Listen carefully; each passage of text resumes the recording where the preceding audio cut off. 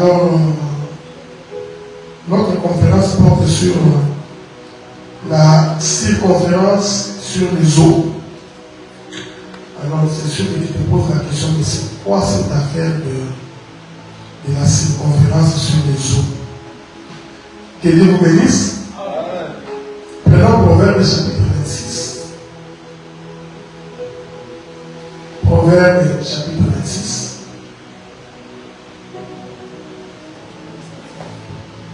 Je voudrais lire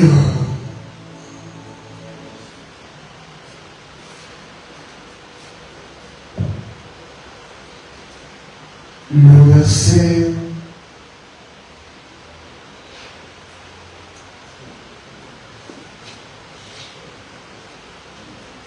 non, pas Proverbe, on prend Job chapitre 26. C'est Job chapitre 26, s'il vous plaît. Job chapitre 26.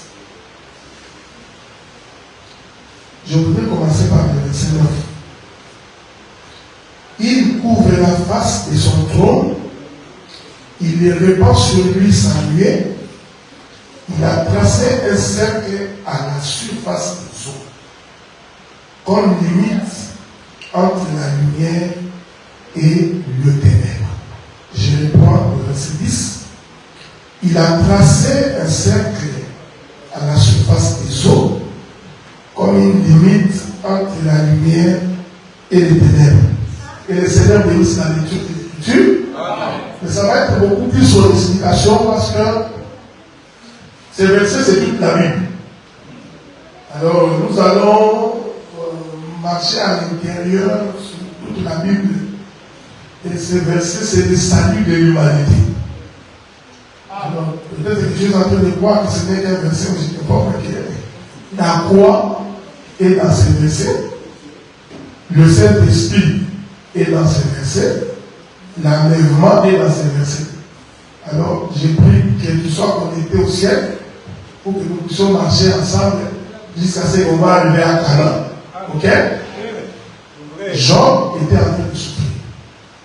Job, il a souffert, il a tellement parlé que finalement la Bible dit que Dieu va donc sortir de sa nuée, là où il était caché. Alors, je crois l'avoir dit ici vendredi, il va demander à Job de mettre la ceinture, parce que Dieu voulait lui poser des questions pour qu'il puisse répondre. Donc Dieu voulait dire à Job, pour que tu répondes à ma question, ou à mes questions, il faut que tu puisses avoir une ceinture. Sans la ceinture, tu ne peux pas répondre à ma question. On est ensemble, non?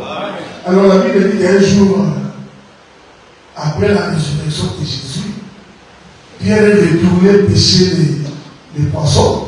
Alors que Dieu lui avait déjà dit que je ferais de toi un pécheur. Non. Mais après la mort de Jésus, il retourna pour aller pêcher. Alors il pêcha toute la nuit, il n'attrapa aucun poisson.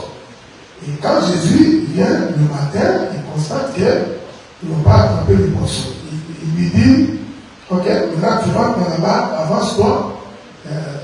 Du côté droit, jette les filets. Alors, il s'est avancé, il a donc jeté les filets du côté droit. J'ai toujours aimé ce qui s'est passé ce jour-là parce que lorsque Pierre jette les filets sur l'eau, les filets étaient toute une prédication.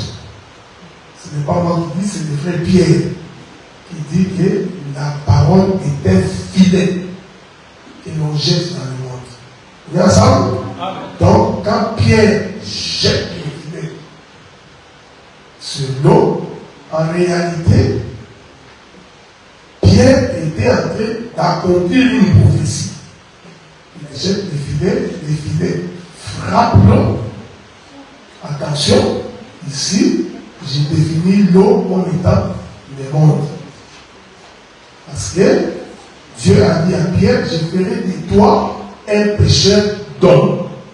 Donc il voulait lui dire, le monde, c'est les eaux. On est ensemble. J'ai dit des choses, je n'ai pas oublié ce que j'ai dit. Trace un cercle sur la surface des eaux. C'est important. Donc je ne peux pas par hasard. Je sais pourquoi j'y vais. Alors quand il jette, ces jours-là, quand Pierre a jeté l'eau, parce que les filets, parce que Pierre avait dit à Jésus, partout ici on a péché toute la nuit, on n'a pas attrapé un poisson. Mais comme tu m'as dit, sur ta parole, je jette les filets. Quand il jette les filets, c'est lui qui appelle des choses au néant pour qu'ils viennent à l'existence, a appelé les poissons. Donc ces jours-là, les poissons qui se promenaient dans l'eau dans toutes les directions, quand Pierre a jeté les filets, les poissons ont entendu qu'on nous appelle au rassemblement. Je ne suis pas en train de prêcher. Je ne suis pas en train de prêcher les pécheurs du fleuve Congo. Hein? Mais attention, nous parlons des choses du royaume. Ok? C'est pourquoi il faut avoir l'oreille exercée pour comprendre ce que je dis. Sinon, tu croiras que je te parle de la pêche ordinaire. Quand il jette, le poisson qui était éparpillé ont entendu qu'un filet a été jeté sur l'eau. Ce filet-là, c'est l'Écriture qui dit, mes brebis connaissent ma voix. Lorsqu'ils l'auront entendu. On est ensemble? Donc les poissons ont entendu le filet parler.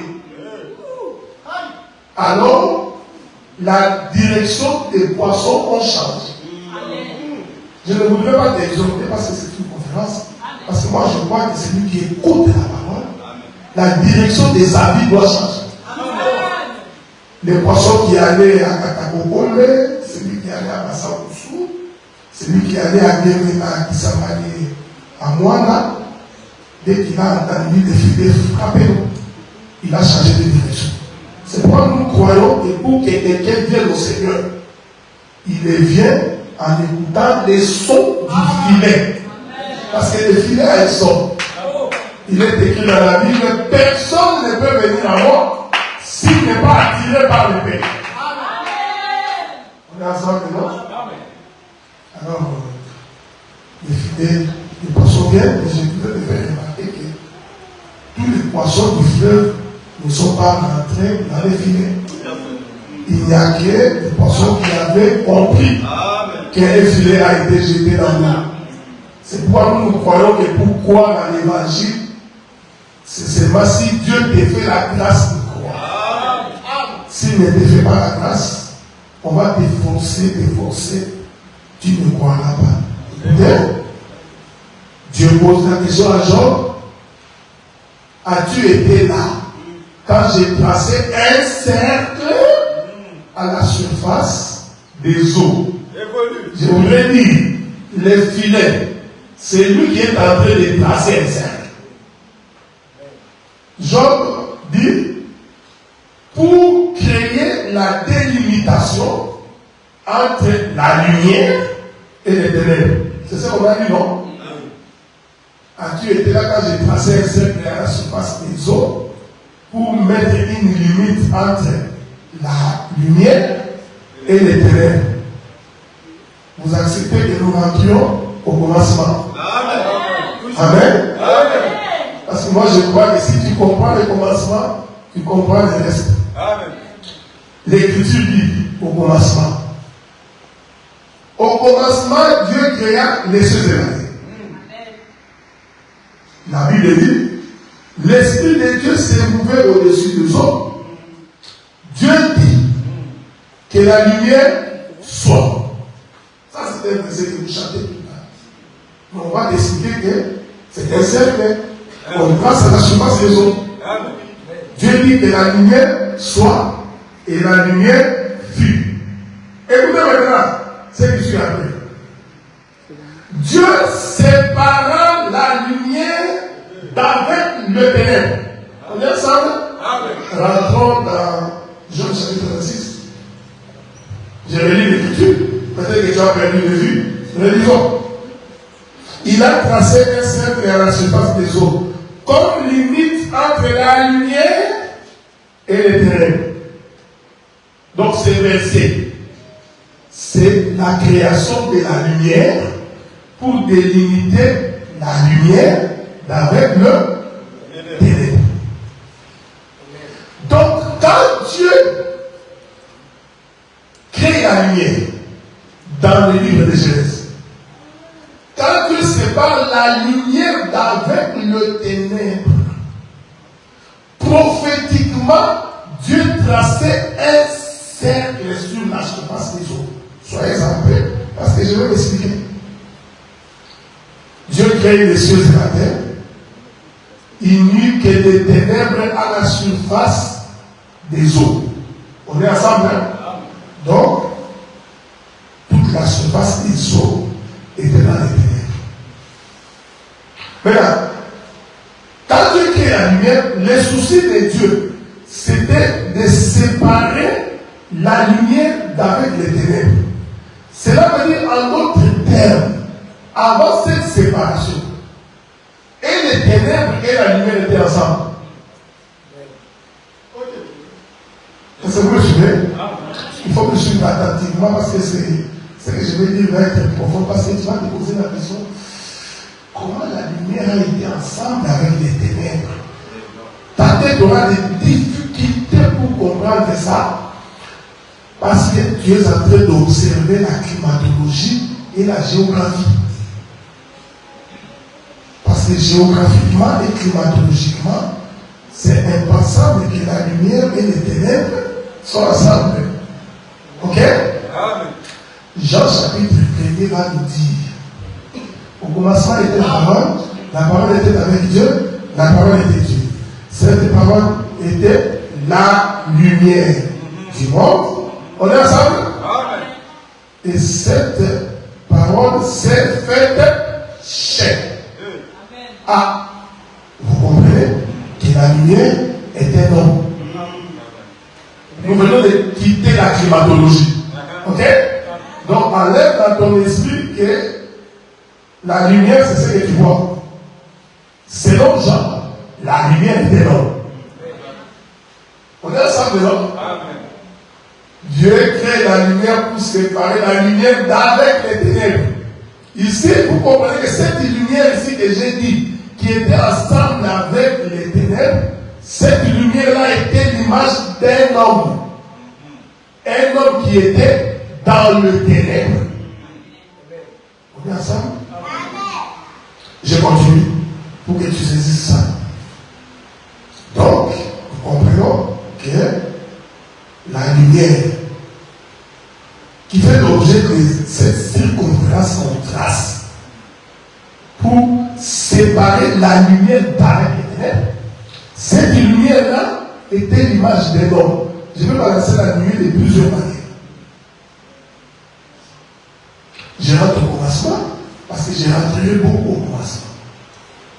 Or, l'homme a été formé de la terre. On est ensemble? J'essaie de vous amener pour que vous arriviez, sinon vous allez vous perdre vraiment. La lumière est un homme. L'homme, c'est la terre. L'esprit de Dieu s'est trouvé sur la surface des eaux. Il n'y avait que les ténèbres à la surface de toute la terre. C'est-à-dire, la terre qui était un homme était dans les ténèbres. Est-ce que vous comprenez ça? Donc, cette lumière-là que je vais expliquer comme l'homme, je l'explique également comme étant la terre. Maintenant, quand vous rentrez dans le premier verset, les trois premiers versets de la Bible, je prends d'abord le premier. Le premier verset de la Bible dit, au commencement, Dieu créa les cieux et la terre.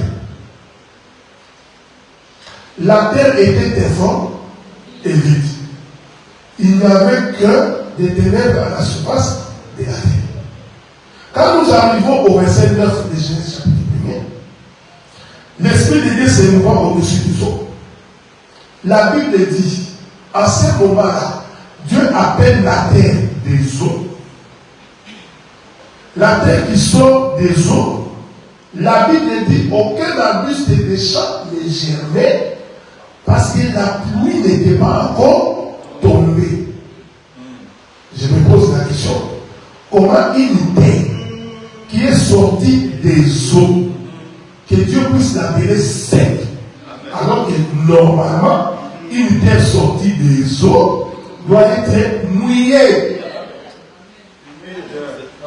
Donc quand Dieu appelle cette terre le sec, attention, c'était la vache. Or, une terre sèche, c'est une terre sans pluie, c'est-à-dire sans eau. En d'autres termes, c'est un désert. Est-ce que vous me suivez? Or, pour que la terre puisse avoir la forme, elle doit recevoir de l'eau. C'est donc qu'il est écrit dans le livre de Néhémie, allons dans la maison du potier pour voir comment il est en train de manipuler l'argile. Or, l'argile, c'est le mélange de l'eau avec la poussière. Mais la terre, ici, l'Écriture va confirmer que la terre est sortie des eaux. Mais quand vous remontez les versets, parce que c'est là notre sujet de base, nous n'avons pas vu quand est-ce que Dieu a mis la terre sous l'eau. La Bible dit qu'au deuxième jour de la création, Dieu sépara les eaux d'en haut et les eaux d'en bas. On est ensemble, non? C'est-à-dire, au deuxième jour de la création, les eaux qui étaient ensemble, Dieu prend un ciseau, il coupe les eaux en deux. Une partie des eaux reste en haut, on a ça, et une partie des eaux descend en bas. Ainsi, nous avons l'étendue. L'étendue, c'est la partie traversée par les ciseaux de l'Éternel pour séparer les eaux d'en haut et les eaux d'en bas. Maintenant, les eaux qui sont descendues en bas, quand tu lis l'Écriture, tu ne vois pas quand est-ce que la terre s'est retrouvée sur l'eau. Parce que les premiers versets disent simplement Dieu créa les cieux et la terre. C'est ici le mystère du royaume. Parce que quand les eaux sont descendues en bas, la chose que Dieu n'a pas montrée à Moïse, comment la terre s'est retrouvée dans l'eau, le Seigneur nous a montré. Ok? Je vais prendre les deux images pour que tu comprennes ça. Dieu fait la promesse à Abraham. J'aime la promesse, c'est une promesse. Il dit à Abraham, tu vois ta postérité, elle séjournera dans une terre étrangère. La terre étrangère, c'est l'Égypte. On est ensemble? Regardez. Joseph né, le frère de Joseph, pas de Joseph. Joseph. Vous ne vous êtes jamais posé la question pourquoi Joseph a été vendu en Égypte? Oh, c'est Joseph qui a été vendu en Égypte. C'est lui la terre qui va descendre dans l'eau. Je répète, c'est très important. Parce que moi je crois que l'Égypte, c'est les eaux. Ça c'est Ézéchiel qui dit. Quand il parle des grands pharaons, les Léviathans, celui qui gère sur le grand fleuve. Est-ce que vous comprenez ça? L'Égypte, c'est les eaux d'en bas. C'est pourquoi l'Écriture dit Jacob descendit en Égypte. Donc l'Égypte est en bas. On est ensemble, non?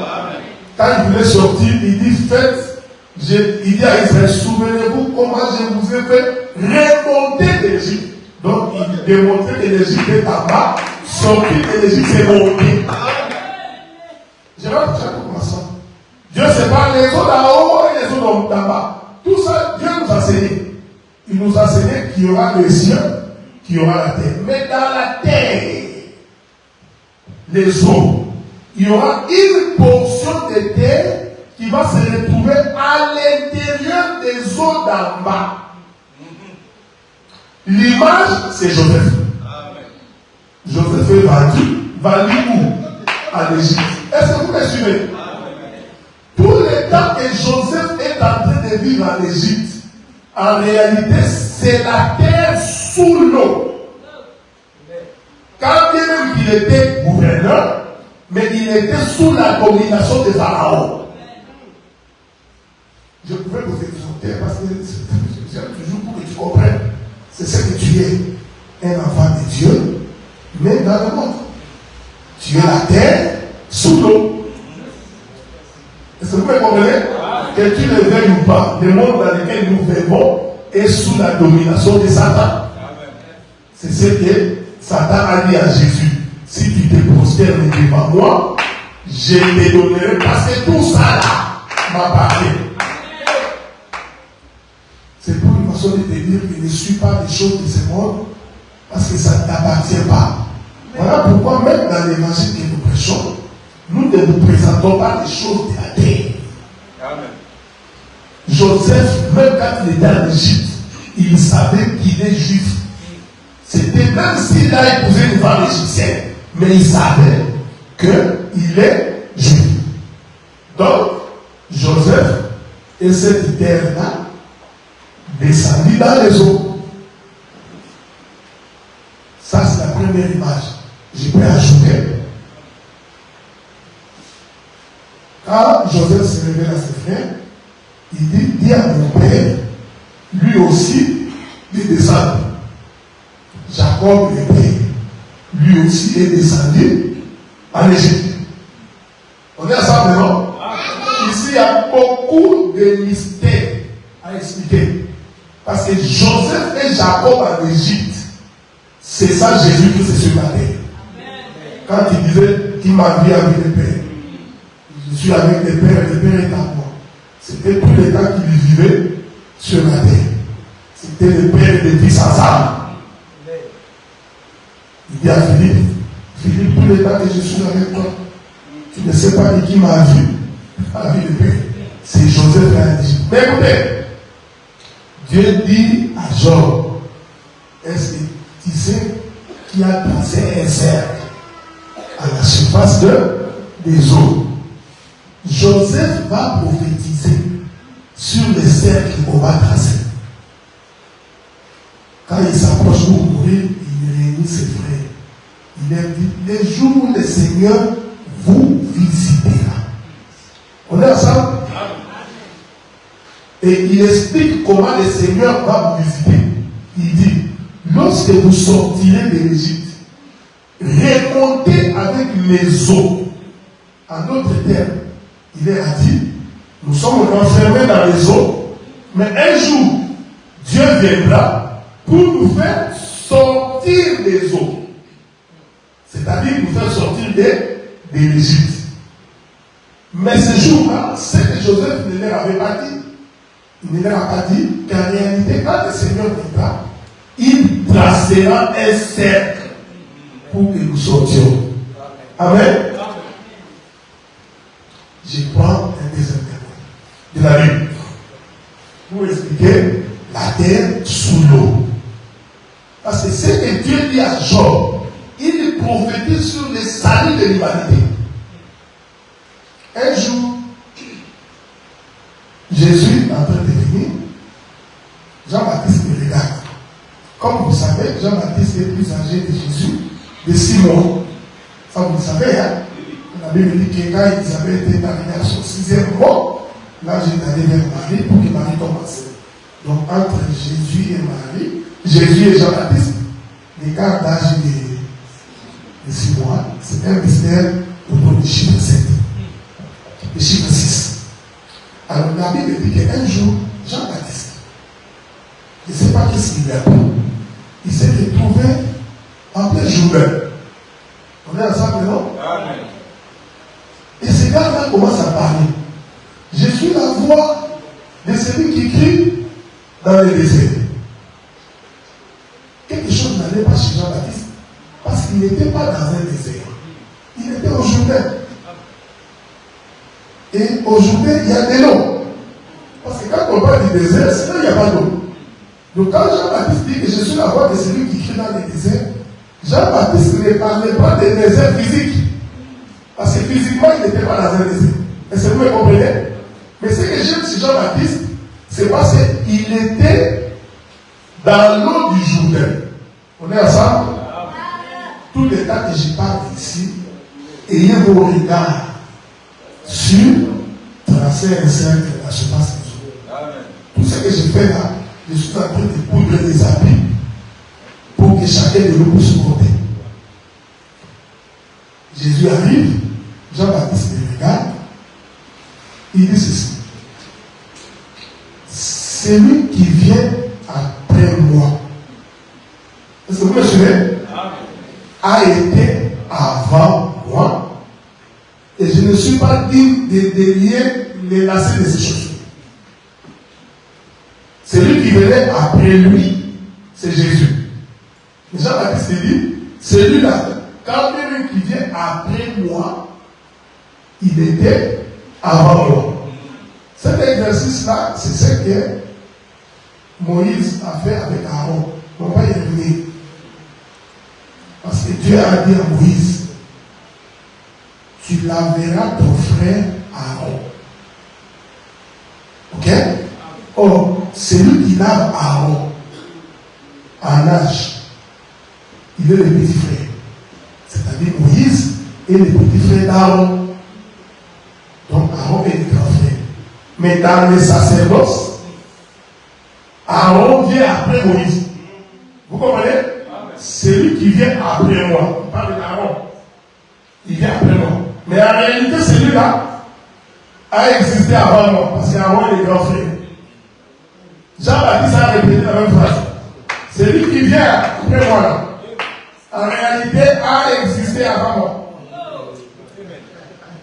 Ça, c'est la Bible. Vous comprenez? Je suis en train d'expliquer comment la terre s'est retrouvée sous l'eau. Dieu dit à Moïse, tu prendras Aaron, tu le laveras. En d'autres termes, tu vas baptiser Aaron. Donc tu prendras Aaron, tu le mettras dans l'eau. Que la paix du Seigneur soit avec nous. Donc, Moïse prend Aaron, il le met dans l'eau. Quand il finit de le mettre dans l'eau, il le fait sortir, il le fait revêtir des vêtements sacerdotaux. Ensuite, il dit, tu es consacré sacrificateur. Quand Jésus venait, Jean-Baptiste va répéter ça. Il voit Jésus dire, non, toi, je ne peux pas te baptiser. Jésus lui dit, Jean, faisons ce qui est juste. Ici, la justice, notre question, ce n'est pas les Français. Qu'est-ce qui est juste? C'est vrai que je suis le grand frère. Mais comme je viens après toi, sous le soleil, comme au commencement, Moïse a caché comment on avait mis la terre sous l'eau, il faut que tu en apportes de la révélation. Donc quand Jean-Baptiste prenait Jésus et le mettait dans l'eau, c'était l'image de la terre qui rentrait sous l'eau. Est-ce que vous me comprenez? Maintenant, quand Jésus rentre, parce que le baptême veut dire immersion, on doit te plonger complètement. Hein? Donc le baptême, ce n'est pas. Quand nous disons que le baptême, ce n'est pas mettre de l'eau sur la tête, ce n'est pas sauter des drapeaux. C'est tout un enseignement. C'est-à-dire que la terre doit être complètement engloutie. C'est pourquoi l'écriture du commencement dit l'Esprit de Dieu s'est levé au-dessus des eaux. Il n'y avait aucune apparition de la terre. Quand l'Esprit de Dieu s'est levé là, j'ai dit il n'y avait aucune apparition. Toute la terre était sous l'eau. Est-ce que vous me suivez? Amen. C'est pourquoi le vrai baptême, on doit te faire rentrer complètement dans l'eau. Donc si tu as un baptême, tu ne peux pas rentrer. Il faut recommencer ton baptême. Comme on a des pasteurs aujourd'hui, il a tellement peur de mourir. On a des pasteurs qui ont peur. Le pasteur qui baptise, nous, il a peur de l'eau. Le pasteur a baptisé un frère, tous les deux ont été noyés. Je ne crois pas à ça. Moi, je ne crois pas que c'est le bon baptême. Moi, t'es baptisé, moi. Je connais Dieu. Et l'eau nous apporte nous deux. Ce n'est pas Dieu. Si tu souvent les pasteurs étaient emportés avec le mondiminado. C'est pas que Dieu n'est pas dans ces choses. Dieu ne peut pas autoriser que celui qui te baptise soit apporté par vous. Je vous invite pour quelque chose de la soirée. Il plonge Jésus dans l'eau. Quand Jésus rentre dans l'eau complètement, nous rentrons au commencement. La terre sous l'eau. On est ensemble. C'est ça Joseph en Égypte. Ensuite, qu'est-ce qu'il fait Jean-Baptiste? Après l'avoir plongé, il va le faire sortir. C'est ici qu'il faut avoir l'œil. Quand il les fait sortir là, qu'est-ce que cela veut dire? Cela veut dire que les eaux ont été déchirées pour que cette terre qui était sous l'eau puisse trouver la porte de sortie. C'est ce que j'appelle les cercles à la surface des eaux. C'est-à-dire que Dieu déchire, je donnerai mon prénom. Dieu déchire les mondes, il déchire l'Égypte pour que les fils de Dieu qui s'est retrouvé en Égypte puissent être libérés. C'est la base de toute la Bible. Nous ne prêchons rien d'autre que les eaux déchirées pour que celui qui a été retenu sous l'eau puisse sortir. C'est ce qu'il dit à Job. Job, as-tu été là? Quand j'ai tracé un cercle à la... Job pouvait dire à Dieu, quel rapport entre ma maladie et tracer un cercle à la surface des eaux? Vous savez quoi, j'aime Jésus? Quand vous lui posez la question, il ne répond pas comme tout le monde. Il a sa manière de répondre. Si tu n'as pas d'œil, tu ne vois pas. Jésus, les Grecs veulent te voir. Jésus, au lieu de dire aux gens, dites aux Grecs que je viens. Il les regarde. Il dit, si un Grec ne tombe à terre, Jésus, quel est le rapport avec l'agriculture? Les Grecs veulent te voir. Non, j'ai dit, si un Grec ne tombe à terre, il reste seul. Mais s'il tombe, il ne finit pas là. Et il dit, s'il tombe et meurt, on est ensemble. Je vais le dire autrement. On mourit, c'est la terre sous l'eau. Mais c'est ce que Jonas a dit. C'est comme j'ai entendu des gens qui font des débats. Jonas a été avalé par une baleine. Non, c'était un confrère. Ça, ce sont les débats des scientifiques.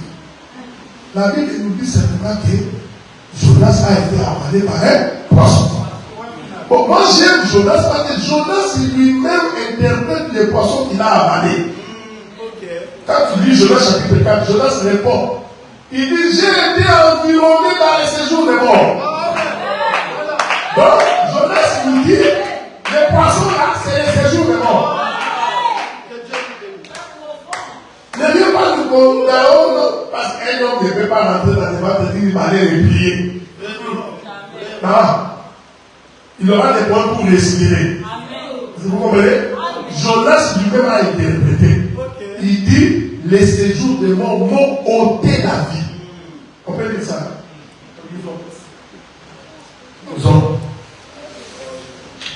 Jonas.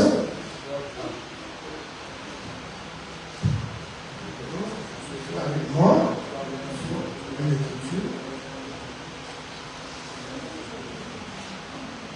Après, Jérémie, je crois.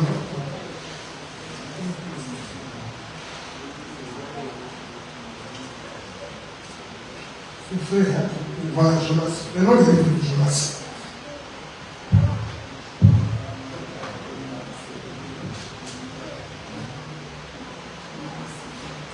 Bon, je vois Jonas chapitre 4. Jonas chapitre 4. Je pourrais le monter plus tard. Je vais m'assurer que c'est le bon verset que je dois vous lire.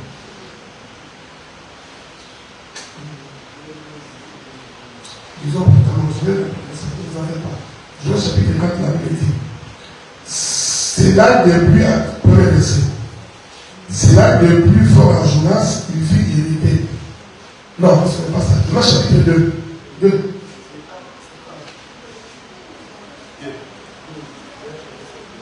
Voilà. Jonas chapitre 2. L'Éternel fit venir un grand poisson pour engloutir Jonas. Jonas fit dans les ventre du poisson 3 jours et 3 nuits. Jonas dans les ventre du poisson pria l'Éternel sauter. Il dit, dans ma détresse, j'ai évoqué l'Éternel. Il m'a exaucé. Il répond, du sein des séjours des morts, j'ai crié. Tu as entendu ma voix. Tu m'as jeté dans l'abîme, dans le cœur de la mer. Les courants d'eau m'ont environné. Toutes les vagues et tous les flots ont passé sur moi. Je disais, je suis chassé loin de ton regard, mais je verrai encore ton Saint-Temple. Les eaux m'ont ouvert jusqu'à m'ôter la vie. Amen. Ok? Amen. Jonas confirme qu'il était mort. C'est écrit. Il dit que les eaux m'ont ôté la vie.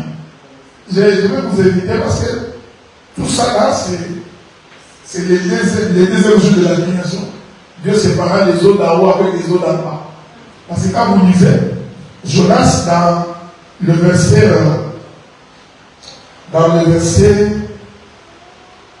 5, il dit, je disais, je suis chassé loin de ton regard, mais je verrai encore ton Saint-Temple. On est ensemble? C'est ce que Jonas dit ici. C'est ça Adam. Quand Jonas dit, je suis chassé loin de ton regard. Cette écriture concerne Adam. Adam qui était dans la présence de Dieu, après avoir péché, Dieu le chassa. On est ensemble, hein? Amen. Attention. Amen. Vous voyez cet Adam-là que Dieu chasse. Il le chasse sortant d'Éden vers le monde. On nous avait expliqué le monde comme étant le feu, comme étant l'eau. On est ensemble, non? Donc Adam, c'est aussi lui, cette terre qui rentre dans nous. Mais Dieu savait que Adam va revenir. C'est pourquoi lui-même Dieu dit non, mettons les chérubins à la porte pour empêcher cet homme ici de revenir. On est ensemble, hein? Parce que c'est parce que nous croyons qu'un véritable enfant de Dieu, même quand il pêche et que Dieu le chasse, il doit revenir. Amen.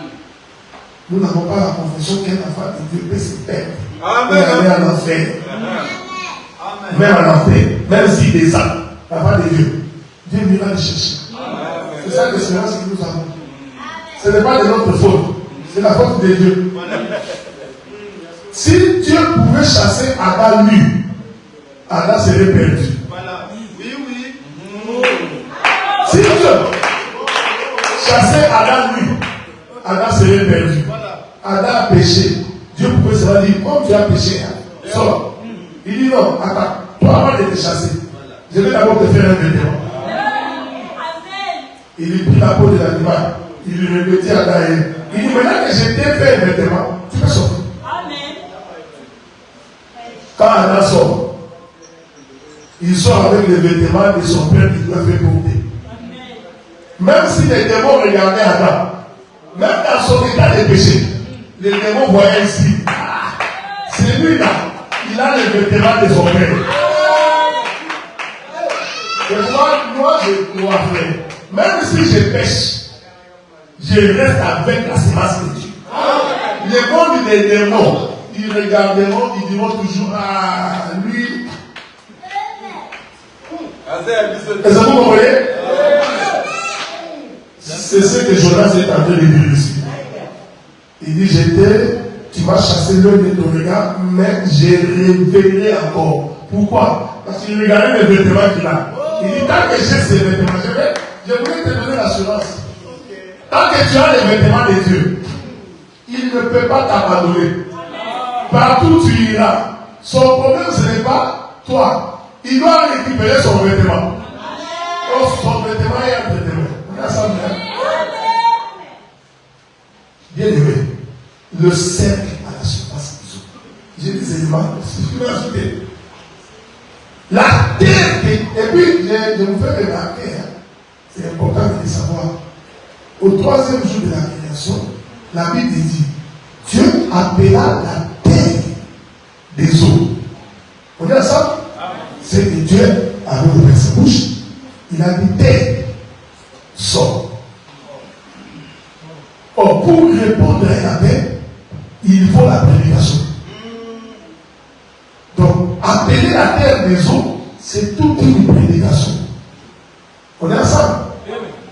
Or, pour que la terre sorte des eaux, Job explique qu'en réalité, Dieu avait tracé un cercle pour que celui qui était dans le ténèbre puisse sortir. Dès qu'il sort, Job dit, là où nous avons lu, c'est pour créer une délimitation entre la lumière et les ténèbres. C'est l'écriture du commencement, non? Cela veut dire, tous ceux qui sont dans la lumière ont une limite avec les ténèbres. C'est ce que je voudrais te dire. Quand Dieu t'appelle à la lumière, Dieu fait en sorte que les ténèbres ne puissent pas franchir. Parce qu'il a tracé, c'est ça le cercle. Il a tracé une limite pour que le monde ne t'envahisse pas. C'est pourquoi vous allez remarquer, vous voyez le monde dans lequel nous vivons. Nous n'avons que 10% de la partie qui est terre. Les 90%, ce sont les eaux. Ça, les scientifiques ont démontré. La partie occupée par les hommes n'est que 10%. Tout le reste, ce sont les eaux. C'est-à-dire que si Dieu ouvre seulement une porte des eaux, la terre va être engloutie en une seconde. Je ne sais pas si vous comprenez. C'est-à-dire que il faut lire Job. Parce que Dieu dit à Job, c'est moi qui ai posé les bornes de la terre pour que la terre ne soit pas engloutie. Ce que j'ai dit, c'est le royaume des cieux. C'est-à-dire que quand on est enfant de Dieu et que Dieu t'a déjà fait sortir du monde, Dieu met des bornes pour que le monde des ténèbres ne mette pas la main sur toi. C'est pourquoi il faut avoir la confession que si on te touche, c'est que Dieu a autorisé qu'on te touche. C'est pourquoi je disais quelque part, ne jamais avoir peur des sorciers. Ni des marabouts. Parce que Dieu, il a démontré par les Écritures, dès qu'il a tiré la terre, il met la limite. Est-ce que vous comprenez? Il met la limite. Pourquoi il met la limite? Il met la limite pour que les eaux dans lesquelles tu as été tiré ne puissent pas t'engloutir. Toi qui as été tiré des mondes, Dieu fait en sorte que les mondes ne rentrent plus en toi. Il met des limites. Est-ce que vous comprenez? C'est pourquoi quand la terre est sortie des eaux, la première phrase que Dieu utilise, il appelle cette terre le sec. Pourquoi? Je vous avais dit. Parce que naturellement, la terre sortie des eaux doit être mouillée. Pourquoi Dieu l'appelle sec? Il voulait dire ceci. Vous voyez cette terre? Je l'ai débarrassé de tous les eaux qu'il avait avant qu'il était là. L'évangile, c'est de nous débarrasser de tout ce qui est mondain. Nous étions nés dans des péchés d'Adam, dans le monde. Quand Dieu nous appelle, il nous débarrasse. Donc, en fait, l'exercice de faire sortir la terre des eaux, Dieu avait utilisé ce qu'on appelle l'aspirateur. Il aspire toute la saleté que tu as accumulée quand tu étais dans le monde. Dès que tu sors, tu deviens une terre sèche. Tu es sèche par rapport au monde. Est-ce que vous comprenez? Maintenant, il faut que tu produises la semence de Dieu. C'est alors que le ciel doit s'ouvrir, que la pluie maintenant descende des cieux. Donc, l'eau qui nous nourrit n'est pas l'eau du monde. Je ne sais pas si vous comprenez. Je vais le dire autrement. C'est pourquoi Dieu, au deuxième jour de la création, il sépara les eaux d'en haut et les eaux d'en bas. Les eaux d'en bas représentaient tout ce qui est mondain. Et c'est de là qu'il nous a tirés. Mais pour être nourris comme une terre, nous avons besoin des eaux d'en haut. Oh, les eaux d'en haut, Esaïe a défini. Ce n'est pas moi. Esaïe chapitre 57. Esaïe dit, de la même manière que la pluie et la neige descendent des cieux. Attention, même si tu n'as jamais été en Europe, la neige c'est la pluie. Ok? Il ne faut pas croire que non. Tu sais, moi avant d'aller en Europe, je croyais que la neige c'est comme un gâteau. La neige c'est comme la manne. Non, la neige n'est pas la manne. La neige c'est la pluie. Est-ce que vous comprenez? Prenez la neige, mettez au sommet, c'est de l'eau. Donc, Esaïe dit, de la même manière que la pluie et la neige descendent des cieux, il continue. Féconde la terre et fait germer les plantes.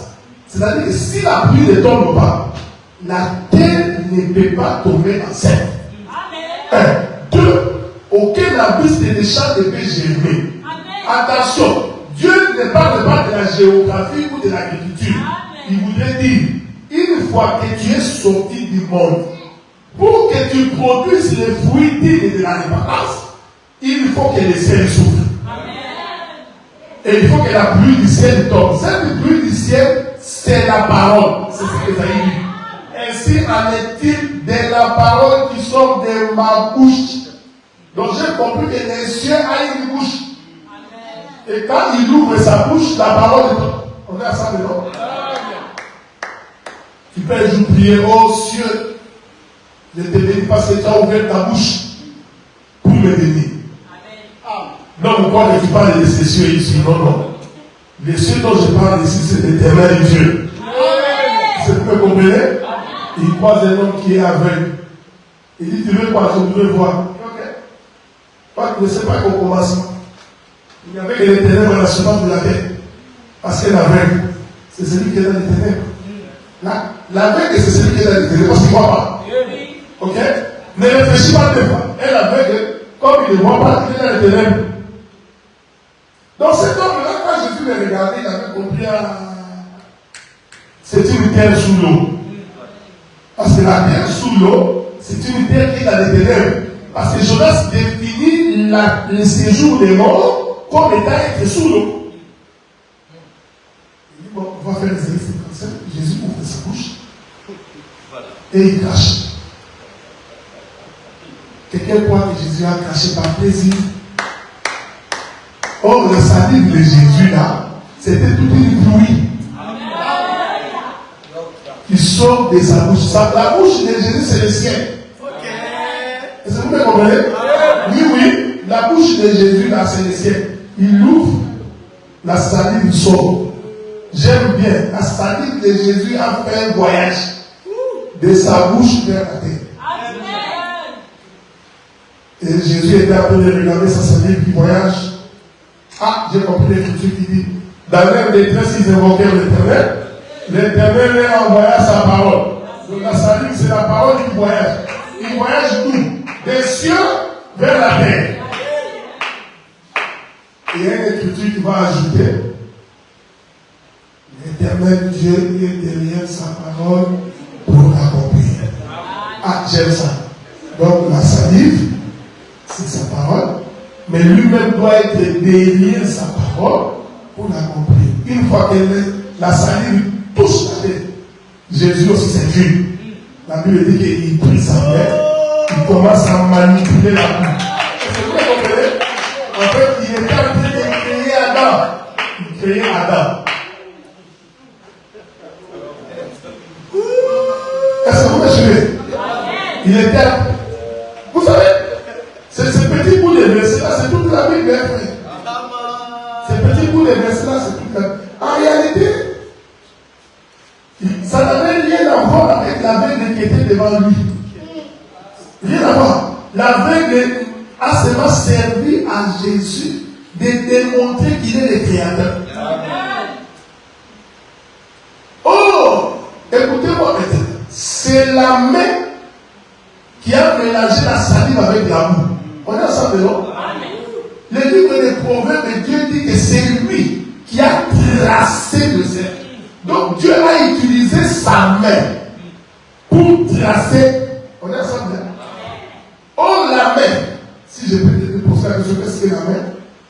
n'as pas d'autre chose de lui montrer que ta main. Or, ta main a cette gloire. Jésus voulait leur dire, Job, il voulait dire, en réalité, c'est le ministère de la parole qui déchire les eaux. Est-ce que vous me suivez? C'est le ministère de la parole qui déchire le monde, frère. C'est pourquoi l'Église doit avoir le souci de la parole. La parole est la chose la plus importante. Ce ne sont pas des danses. Moi, j'ai toujours été étonné des musiciens. La plupart des musiciens, ils chantent quand nous prêchons et ils sortent. Vous êtes des candidats pour la faire.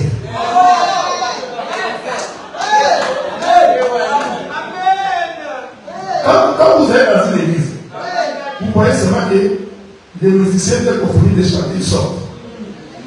Regardez les fils du diable.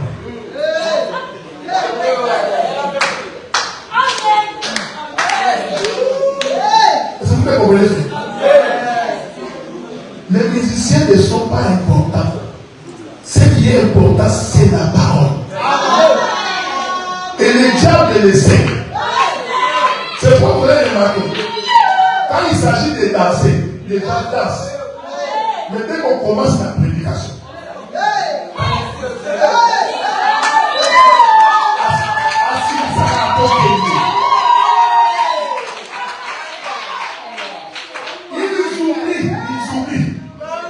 ils oublient que c'est la parole qui délivre. Est-ce que vous me comprenez? C'est très important que vous reteniez ce que j'ai dit. Cette notion de la circonférence sur les eaux, ce n'est pas un verset facile. Dieu a annoncé toute la création. On est ensemble, non? Je vais expliquer autrement, parce que je vais atterrir dans 10 minutes pour qu'on ne pose pas de questions. Je prends 2 autres éléments pour expliquer ça. Voici le premier élément. Jésus vient au jour de la mort de Lazare. On est ensemble, hein? Amen. Il arrive. Lazare est mort. Jésus se présente devant la tombe de Lazare. Comme vous le savez, le 4e jour. La résurrection de Lazare, ce n'est pas de la blague. Hein? Ce n'est pas de se passer à pécher. Ça, c'est toute la vie. Jésus arrive là-bas. Lazare est où? Dans les tombeaux. Je vous avais dit non? Les tombeaux, c'est quoi? C'est le séjour de mort. On est ensemble, non? Selon Jonas, Lazare était dans le séjour de mort. Donc Lazare était dans les tombeaux. C'est-à-dire, je peux le dire autrement, Lazare était la terre sous l'eau. Je vous fais remarquer qu'il y a eu beaucoup de morts en Israël. Jésus n'est pas parti dans les deuils de tout le monde. Jésus est parti dans les deuils de son ami. Il faut jamais prêcher. Dieu va sauver tout le monde. Ça là, c'est les Français. Dieu a tant aimé les morts, il a donné son fils unique. Ne te limite pas là parce que le verset continue. Toi, tu te limites.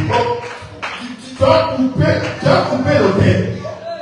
Dieu a tant aimé les morts, il a donné son fils unique. Tu vois, frère, Dieu a tant aimé les morts. Continue. Le verset dit, avec quiconque. La Bible ne dit pas qu'avec tout le monde, non. Avec quiconque. Les quiconque là, c'est ça Joseph en Égypte. Est-ce que vous me suivez bien? Je voudrais te dire, si Joseph n'était pas descendu à l'Égypte, Jacob ne serait jamais venu en Égypte. Qu'est-ce que Jacob a à voir avec les Égyptiens? Si Jésus a quitté le ciel, qu'il est descendu, c'est à cause d'Adam. À cause d'Adam, le fils, je vais ouvrir une parenthèse, je vais fermer pendant qu'on y est. Donc vous savez que Adam a eu d'autres enfants qui ne lui ressemblaient pas. Ça, vous savez. Je vais vous dire. Quand Dieu veut créer Adam, il y a une phrase magistrale que Dieu utilise. Créons-nous à notre image, selon notre propre ressemblance. On est ensemble? Ne suis pas les Français. Quand tu entends notre, tu commences à dire Dieu était avec des âges. Non. Dieu était seul. Ok? Quand Dieu dit créons, le pluriel de Dieu, ce n'est pas toi. C'est Dieu, lui seul, dans ses attributs. Il est Dieu, le Père, c'est lui. Il est Dieu, le Sauveur, c'est lui. Il est Dieu, le Rédempteur, c'est lui. Il est Dieu, le Saint-Esprit. Donc ça veut dire que c'est tous ces attributs-là que Dieu appelle nous. C'est vous comprenez ça? Ce n'est pas les Français qui voient nous pluriel, c'est Dieu, le Père, le Fils et le Saint-Esprit. Et puis comme tu comprends bien, on te pose la question, donc Jésus c'est le Fils, donc le Saint-Esprit c'est la mère, au carré. Parce que tu penses que Dieu réfléchit comme nous. Nous là, c'est Dieu dans ses attributs. C'est pourquoi tu descends le verset de Genèse dans la question de l'homme. Tu verras qu'après avoir que Dieu ait dit nous, à la fin il dit, et Dieu créa l'homme à son image. Il prend le nous, il est réduit en lui. On est ensemble là? Regardez maintenant. Il y a une phrase magistrale que Dieu a utilisée. C'est la notion de la ressemblance. Créons l'homme à notre image. C'est notre propre ressemblance. On est d'accord? Donc Adam ressemblait à son père. Maintenant, quand Adam donne naissance à Caïn et Abel, cette phrase n'est pas utilisée. Caïn tue Abel. Vous êtes connaissez ça, hein? L'écriture maintenant poursuit. Adam, âgé de 130 ans, engendra un fils à son image et à sa ressemblance. On va répéter les termes que Dieu avait utilisés pour créer Adam. On les répète dans la naissance de Seth. Est-ce que vous me suivez? Pourquoi Moïse donne cette précision? Moïse donnait la précision pour dire ceci, qu'en réalité Adam a eu d'autres enfants avant les 130 ans. Le problème c'est que ces enfants-là ne lui ressemblaient pas. Quand c'est lui qui lui ressemble va naître, le prophète Moïse récupère le terme ressemblance pour attirer notre attention sur la généalogie de Jésus. Est-ce que vous me suivez? Parce que c'est cette descendance-là qui naîtra le fils de Jésus-Christ. C'est pourquoi quand on cite la généalogie des fils d'Adam, on ne cite pas Caïn, mais c'est pas nous. Caïn a eu aussi des enfants.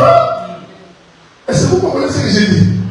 Donc la notion de la ressemblance est importante parce que ça renvoie à la pensée du Fils selon l'élection de Dieu. Est-ce que vous me comprenez? C'est-à-dire, je confirme qu'Adam a eu d'autres enfants parce que la Bible dit Ève était la mère de tous les êtres vivants. Même quand Caïn disait, Éternel Dieu, si quelqu'un me voit, il me tuera. Vous comprenez? Quelqu'un pose la question. Caïn était avec Abel. Caïn a tué Abel. Maintenant Dieu chasse Caïn. Caïn dit, si quelqu'un me voit, il me tuera. Il s'agit de qui? Il y avait dit d'autres personnes quelque part. C'est pourquoi nous donnons un conseil.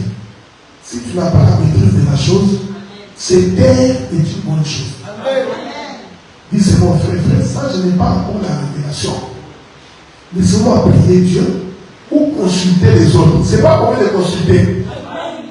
Et c'est vous comprenez? Quand tu commences, frère, comment toi Dieu t'a révélé cette écriture? Quand Caïn parlait, il ne faut jamais croire que Genèse, c'est une histoire. On s'est réveillé à 9h, on a mangé le foufou, À 11h, nous sommes allés à Moïse. Et puis à 17h, on est à Dolisie. Et à 20h, on est rentré à Brazzaville. On est venu dormir. Jeunesse ne se comprend pas comme ça. Jeunesse, c'est tout un temps. Ce sont des temps prophétiques. Est-ce que vous pouvez comprendre? Donc quand Caïn dit quiconque me verrait, Caïn ne parlait pas ici. Il faisait la projection dans les temps. Des choses qui arriveraient. Est-ce que vous pouvez comprendre? Et dans cette projection-là, c'est comme ça que Dieu dit, toi, moi je peux scandaliser quelqu'un. Je peux scandaliser quelqu'un qui croit toujours que Caïn c'est le diable, Caïn c'est Caïn. Je peux scandaliser quelqu'un. Vous savez la Bible que nous prêchons. Je vais prendre un exemple pour que tu puisses comprendre. Ça, moi, je vais te scandaliser.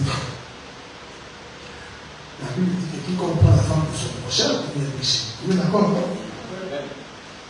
David qui prend la femme de Uri. David a commis un péché. Ok? Mais comme la Bible a des dimensions, c'est pas des dimensions. Tu t'es jamais posé la question, mais pourquoi Dieu sait que David prend la femme d'Uri, il fait tuer Uri, il prend Nishama. Le premier fils de Nishama meurt. Mais la même femme va encore tomber enceinte, va donner naissance à Salomon. Et c'est Salomon-là, c'est l'ancêtre de Jésus. Comment expliquer-nous une relation incestueuse comme celui-là? Jésus va naître, toi. Ça, c'est la dimension. Ouais. Mais dans la doctrine, tu ne prends pas la femme de quelqu'un. Mais attention avec David. Parce qu'au-delà de ça, il y a une pensée prophétique qui est cachée. Et c'est cette pensée-là peut-être que tu n'as pas compris. Je suis passé par là pour t'indiquer là où je vais. Caïn va répéter avec Dieu ce que Dieu a fait avec son père. Je suis d'abord d'accord que Caïn était meurtrier. Il a tué, ok? C'est comme la doctrine. Attention. Regardez, Dieu crée Adam. Adam tiré de la terre. Il crée le jardin. Il fait d'Adam un cultivateur. Il dit, aucun arbuste de champ ne germait encore parce qu'il manquait l'homme pour cultiver les sols. On est d'accord, non? Dieu a fait d'Adam cultivateur. Mais quand Adam a été mis dans le jardin, je n'ai pas vu où Adam a cultivé la terre. Attention, hein? C'est lorsqu'il a péché que Dieu lui dira maintenant, tu cultiveras, tu n'auras que des épis. Mais le verset avant dit qu'il manquait l'homme pour cultiver le sol. Mais Adam entre dans le jardin, il ne cultive pas. Attention, Dieu répète ce qu'il lui veut dans Adam. Parce que le premier cultivateur, c'était Dieu. En plantant Éden, en plantant un jardin à Éden, Dieu était cultivateur. Premier élément. Quand Dieu voulut créer Adam, il rassemble la poussière de la terre. Dieu était cultivateur. Il prend Adam, il dit, je vais te mettre là-bas pour cultiver le sol. Dieu parlait de lui-même. Et c'est lui qui va cultiver le sol. Est-ce qu'on est ensemble? Caïn et Abel naissent. Caïn le premier est cultivateur. Maintenant, regardez. Quand Adam a péché, qu'est-ce que Dieu a fait? Il dit, bon, je vais quand même te chasser. Toi, j'aime Dieu. La Bible, vous savez, la Bible est là. Bon, il n'y a rien de plus beau que la Bible fait si Dieu te donne la révélation. Dieu dit, bon, c'est toi là qui as péché, je vais te chasser. Mais je ne te chasse pas comme ça, je te fais porter la Bible et je te chasse. On est ensemble, non? Caïn pêche. Dieu aussi décide de le chasser. Caïn, avant de partir, il dit non, Dieu, ce n'est pas dans tes habitudes. Voilà. Toi-même, quand l'homme a péché que tu veux le chasser, tu ne le chasses pas lui. Il dit si tu me laisses comme ça, quiconque me verrait me tuerait. Dieu dit ah oui, c'est comme je fais avec ton père. Je l'ai chassé, mais je ne l'ai pas laissé lui. Toi aussi, je ferai pareil. Je vais te chasser, mais je mettrai un signe sur toi. On est à ça. Le mot là, l'idée à tailler aux arangois. Les signes qu'on mit sur tailler, c'était tout un vêtement. Quiconque les verrait ne les toucherait pas. Tu touches tailler, Dieu lui-même les vengerait 7 fois. Mais cet homme venait de pécher. Est-ce que vous me comprenez? Oh, c'est taillé là qui est chassé du côté de l'Orient. Du nord. C'est taillé là, c'est aussi la portion de terre qui rentre dans l'eau. Est-ce que vous remarquez ça? J'ai demandé, alors il faut conclure parce que j'ai une idée que je voulais dire avant de prendre des questions. Observez. Un cercle sur les eaux, c'est déchirer les eaux pour que ce qui était caché puisse sortir. Voilà pourquoi quand Dieu envoie Moïse en Égypte, Moïse entre. Comment Moïse dit, par quel chemin Moïse est entré? La Bible n'a pas donné la réponse. Ne vous en faites pas, on a la réponse. Moïse entre. Il prend le peuple. Moïse veut sortir. On est ensemble, hein? Il mange l'agneau. Il se met en marche. Écoutez-moi bien, je vais tuer pour Dieu. Vous savez que tout le temps que Moïse marchait avec le peuple, en réalité, Moïse partait des séjours des morts pour sortir. Parce que quitter l'Égypte, c'est sortir. Est-ce qu'on est ensemble, non? Ce que Moïse fait, c'est la démarche de celui qui vient du fond de la mer, qui est en train de monter pour sortir. Mais là, quand il arrive vers le point de sortie, il se rend compte qu'il y a de l'eau. Est-ce que vous avez compris ce que je dis? Je vais répéter ça. Ça, c'est l'Égypte. Moïse prend le peuple de ce point ici. Ok? Il commence à marcher pour sortir. Mais quand bien ils ont mangé l'agneau, ils marchent du coup, ils se retrouvent devant la mer Rouge. En d'autres termes, ils ne peuvent pas traverser. La mer Rouge les empêche de traverser. Je suis dans la position horizontale. On est ensemble, hein? Dans la position horizontale. Écoutez-moi bien. Ils sont partis d'ici. Ils marchent. Du coup, ils arrivent ici. La mer Rouge. Ils ne peuvent pas sortir. Ça, c'est la position horizontale. Jésus croise la femme samaritaine.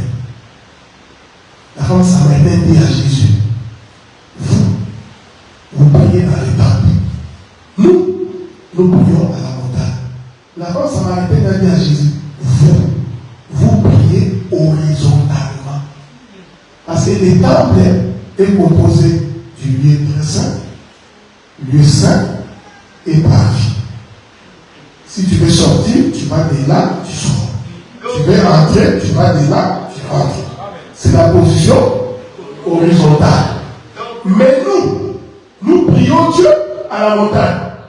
Quand tu prends la montagne, tu te rends compte que la montagne est la position verticale.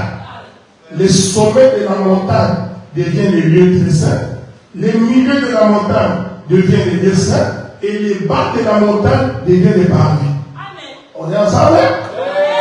Écoutez, Moïse prend le peuple, il fait la marche horizontale, il arrive, main rouge, il ne peut pas traverser. Je m'en vais épouser la femme samaritaine. Ok? Laissez-moi embrasser la femme samaritaine. La femme samaritaine dit non, la prière est verticale, elle n'est pas horizontale.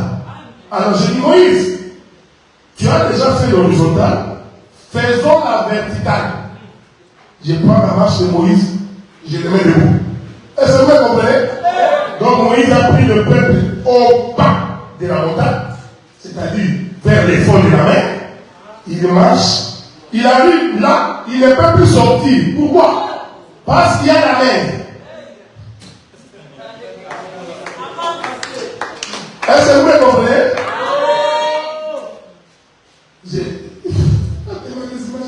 Je suis doué. Beaucoup de choses viennent ici. Quand il arrive là, il ne peut pas sortir. Parce que la mer rouge est une mer. Donc Moïse et le peuple devient comme la terre sous l'eau. C'est là maintenant que va souffler le vent de l'Orient. Le vent de l'Orient, c'est la main de l'Éternel qui vient maintenant pour tracer les cercles. Est-ce que vous comprenez? Il vient déchirer les eaux. Il déchire. Dès qu'il déchire l'eau, il trace les cercles, il ouvre la porte. Maintenant, Israël peut traverser. Ici, frère, il y a toute la vie de frère. Cette main-là qui déchire, c'est ça Golgotha. Parce que sans Golgotha, nous serions tous encore retenus dans le monde. C'est Golgotha qui vient déchirer les eaux. C'est-à-dire, la main qui trace les cercles, c'est l'œuvre de la croix. Une fois que c'est tracé, maintenant le peuple peut faire sortir. Si on était dans une prédication, je te démontrerai comment le monde ne peut pas nous retenir. Donc les vents qui soufflent de l'Orient, on n'a pas les vents, parce que l'Orient c'est le côté où le soleil se lève. En d'autres termes, l'Orient c'est le ciel. Il est venu du ciel. Ces vents-là, c'est toute une main qui déchire. C'est ce que Dieu disait à Job. Il déchire. Pendant qu'il déchire, nous attendons. Il dit à ses peuples de rester calmes. Je vais faire le travail pour eux. Il déchire. Le peuple fait sortir de la tête. On est ensemble? Une expression pour finir. Dieu dit à Abraham, voici les termes de notre alliance. C'est que nous deux, tout enfant mâle qui naîtra dans ta maison sera circoncis. Ce n'est pas ce que les gens prêchent. Les termes de l'alliance. Il faut faire alliance avec Dieu. Les termes de l'alliance. Ce n'est pas le parti politique. Quand tu es en train de crier là, parti, viva! Nous allons remporter les élections. Ça, ce n'est pas les partis politiques. Alors tu vois, il y a des thèmes, alliance. Il faut faire alliance avec Dieu. Tu es Dieu des alliances. Attention avec la Bible. Tu vas aller embrasser la sorcellerie sans le savoir. Dieu dit, écoute Abraham. Les signes. Dieu n'a pas dit que c'est l'alliance. Il dit les signes. Ce que je t'ai dit est des signes. Les signes de notre alliance à toi. Tout enfant mâle qui naîtra dans ta maison sera circoncis. Ok? Donc cela veut dire si tu as des filles, si tu interprètes ça comme ça, c'est que les filles ne seront jamais sauvées. Parce qu'avec les signes de l'alliance, c'est les fils mâles. Donc, vous les mamans là, prenez vos vies de sortir. Parce que ces choses ne vous concernent pas. Non! J'aime ces choses. Le frère Paul dit dans le livre de Galates que la circoncision consiste en le dépouillement de la chair. On a ça, non? Il vous dit quoi? En réalité, la chair est cachée dans quelque chose. Hein? Je vais citer la circoncision dans les termes que vous connaissez. Comme ça, tu comprends. Qu'est-ce que c'est la circoncision? Vous prenez le sexe de l'homme. Cela veut dire que le véritable sexe de l'homme est caché. C'est au-dessus qu'il y a ce qu'on appelle les prépuces. On est ensemble, non? C'est ça le terme de l'alliance. C'est que pour que tu sois sauvé, il faut que ce qui cache le corps de l'homme soit coupé. Ouais. Mais si tu aux hommes naturels, les sœurs ne seront pas sauvées. Or, c'est prévu là. Paul appelle ça le dépouillement de la chair. C'est-à-dire que tant que l'homme est sous l'emprise de ce qui est charnel, c'est-à-dire le monde, tant que la terre est sous l'eau, c'est-à-dire engloutie par la chair, il n'y a pas de salut. C'est pourquoi au 8e jour, il faut couper ça. C'est-à-dire dépouiller l'homme de tout ce qui est charnel. Bon, écoutez, permettez que je m'envole un tout petit peu parce que je me sens bien.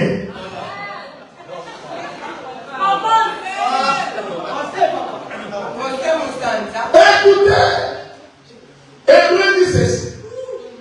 Christ voulant entrer dans le monde. Est-ce que vous suivez? Oh, Christ, c'était l'esprit. Christ ne peut pas mourir. Vous l'avez ensemble, hein? Il faut faire la différence entre Christ et Jésus. C'est très important. Christ, c'était l'esprit. L'écriture dit Christ voulant en Hébreu chapitre 10. Christ voulant entrer dans le monde. C'est-à-dire, l'esprit voulait entrer dans le monde. On est ensemble? Mais comme Dieu n'a pas voulu ni sacrifice, ni holocauste, l'écriture dit tu m'as fait un corps. Donc, le Christ est entré dans un corps. Attention, c'est corps. C'est le monde. Le Christ là, c'est la terre qui rentre dans le monde, qui est enveloppée. On est à ça? Mais quand Jésus est en train de marcher, en réalité, c'était le monde qui marchait. C'est pourquoi nous avons la confession que Jésus ne peut pas mourir, et Christ ne peut pas mourir. Est-ce que vous suivez? J'ai une écriture qui va me soutenir, parce que l'esprit ne meurt pas. Pendant que Jésus marchait, c'était l'esprit dans un corps. Parce que le Père était l'esprit. C'est pourquoi il disait qui m'a vu a vu le Père. Mais le Père est dans un corps. Mais là, quand il marche, il marche. Quand il s'approche pour mourir, la Bible dit Dieu va accumuler sur lui tous les péchés. Au point où il est devenu non pas un pécheur, mais le péché. Est-ce que vous comprenez? Ça te permet de comprendre que ce qui a été crucifié sur la croix, c'est le péché. Maintenant, quand on prend Jésus, on le crucifie. Deux mouvements prophétiques vont s'accomplir. J'explique le premier mouvement. Les soldats reviennent bien. Ah, celui-là, il n'est pas encore mort. On brise les pieds. Il meurt. Jésus est terminé, hein? On est ensemble, non? Les gens de la Bible, ils ont sauté Jésus. Alors que logiquement, il devait aller de là, ici et là-bas. Ils ont sauté Jésus. Ah, lui aussi n'est pas mort. Il rentre chez Jésus, il trouve qu'il est déjà mort. Mais il s'est posé un problème. Il faut que Dieu trace un cercle à la surface des eaux pour que ce qui était caché sorte. Ah, les soldats ont dit apportez-moi une lance. Est-ce que vous me suivez? Les soldats prennent la lance. L'écriture dit il déchira la chair de Jésus. Il perça les côtés. Est-ce que vous me suivez? Quand il perce les côtés, la Bible confirme. L'eau et le sang se sortent. Au quand l'eau et le sang sortent, cela veut dire qu'il y a une naissance. On est ensemble, non? C'est-à-dire l'esprit se sépare de la chair. Nicodème, tu ne peux pas hériter le royaume des cieux si tu n'es né de nouveau. C'est-à-dire qu'il doit mourir dans ta chair et naître de l'esprit. C'est pourquoi il dit à Israël, à Pharaon, laisse sortir mon fils premier-né de l'Égypte. On est ensemble. Pour que Israël sorte, ils sont comme un fils premier-né, Mais il fallait que la main rouge soit déchirée. Je vous pose la question. Est-ce que la main rouge est rouge?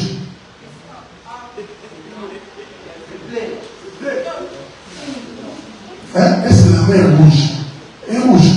Non? La main, c'est la main. Mais vous ne vous êtes jamais posé la question. Pourquoi on l'a appelée main rouge? Ah, ça, vous ne vous êtes jamais posé la question. Mais c'est le signe de la circoncision. Regardez. Quand une femme est enceinte et qu'elle veut accoucher, les deux signes qui prouvent qu'il y a une naissance. Premièrement, la poche des os doit se déchirer. Deuxième témoignage, il faut qu'on voie les sangs. Si on voit les sangs, on comprend que cette femme vient de donner naissance à une vie. Voilà pourquoi, frère, on appelle ça main rouge pour le témoignage de ces deux choses. Rouge comme étant le sang, la main comme étant l'eau.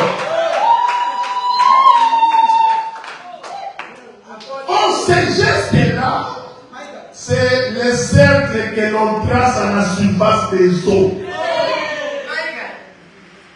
Bon, regardez.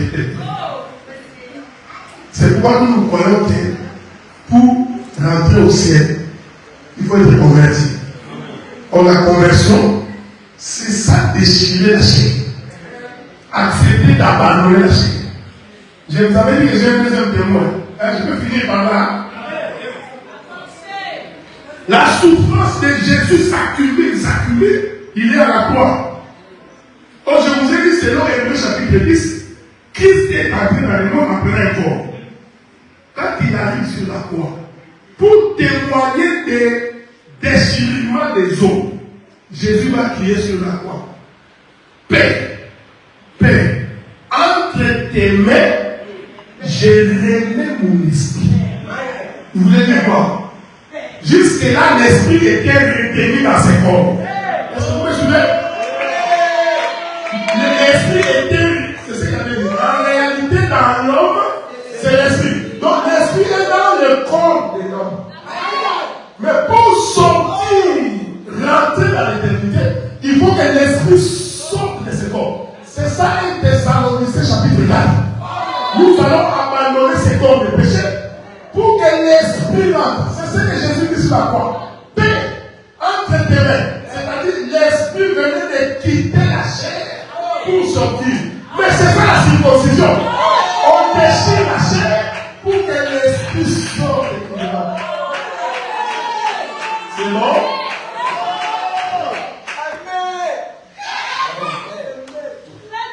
On peut parler des questions pour ne pas abuser de votre temps.